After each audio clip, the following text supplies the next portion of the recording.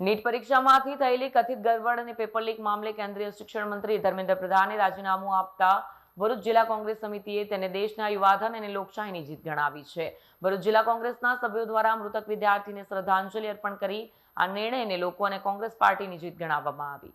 ભરૂચ જિલ્લા કોંગ્રેસ સમિતિએ નીટ પરીક્ષાની કથિત ગરબડ અને પેપર લીક મામલે કેન્દ્રીય શિક્ષણ મંત્રી ધર્મેન્દ્ર પ્રધાનના રાજીનામાને યુવાધન અને લોકશાહીની જીત ગણાવી। કોંગ્રેસ કાર્યકરોએ મૃતક વિદ્યાર્થીને શ્રદ્ધાંજલિ અર્પણ કરી ન્યાયની માંગ કરી।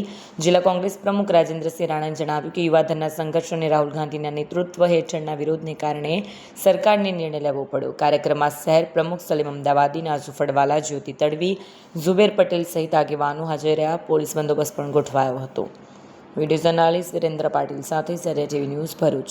ધર્મેન્દ્ર પ્રધાનનું રાજીનામું આ દેશની લોકશાહી, આ દેશનું યુવાધનની જીત છે। જ્યારે જ્યારે યુવા શક્તિ અને જનતા એકત્ર થાય છે ત્યારે અહંકારી સરકારને નમવું પડે છે। એનું આજે આ તાજું ઉદાહરણ છે। જ્યારે જ્યારે સરકારે નિર્ણય લીધો તો કેટલા યુવાનોનો જીવ ગયો, બહુ દુઃખની વાત છે। તો પહેલો નિર્ણય કેમ ના લીધો? જ્યારે રાહુલજીએ સંસદમાં ચર્ચા કરવાની માંગ કરી, રાહુલજી કોંગ્રેસ રોડ પર આવી, એમના દ્વાર પર ધરણા પર બેસી ગયા, ત્યારે સરકારને ઝૂકવું પડ્યું। આ યુવા શક્તિની જીત છે, આ લોકશાહીની જીત છે અને આ યુવાનો સાથે કોંગ્રેસ હંમેશા રહેશે।